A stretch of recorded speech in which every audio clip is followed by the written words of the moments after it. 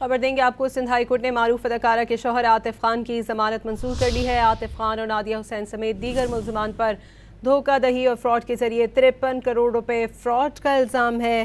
नादिया हुसैन के शौहर की भी फ्रॉड केस में दरख्वास्त ज़मानत मंजूर। नादिया हुसैन की दरख्वास्त ज़मानत पहले ही मंजूर की जा चुकी है। नादिया खान और उनके शौहर पर 53 करोड़ रुपए फ्रॉड का इल्ज़ाम है।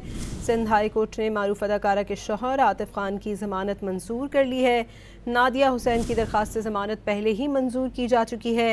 वाज़ेह रहे कि नादिया खान और उनके शौहर पर 53 करोड़ रुपए फ्रॉड का इल्ज़ाम है। सिंध हाई कोर्ट ने मारूफ अदाकारा के शौहर आतिफ खान की ज़मानत मंजूर कर ली है।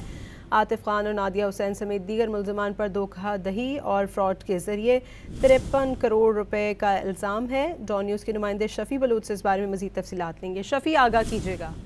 जी, सिंध हाई कोर्ट ने जो है वो आतिफ खान की दरख्वास्त जमानत पर जो है वो फैसला जारी करते हुए दरख्वास्त जमानत 10 लाख रुपए के मसलके पर जो है वो अदालत ने मंजूर कर ली है।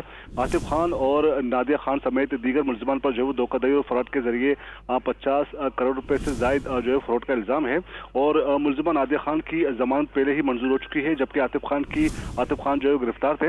अदालत ने किसी और मुकदमे में मुलविस न होने की सूरत में आतिफ खान को जो है वो बरी करने का जो है वो रिहा करने का हुक्म दे दिया है। और दरख्वास्त से मौके पर इख्तियार किया गया है कि मुल्ज़िम आतिफ खान के खिलाफ जो है वो अवामी दौलत की खयानत का इल्ज़ाम है, लेकिन इस हवाले से अब तक कोई ठोस शवाहिद पेश नहीं किए जा सके हैं।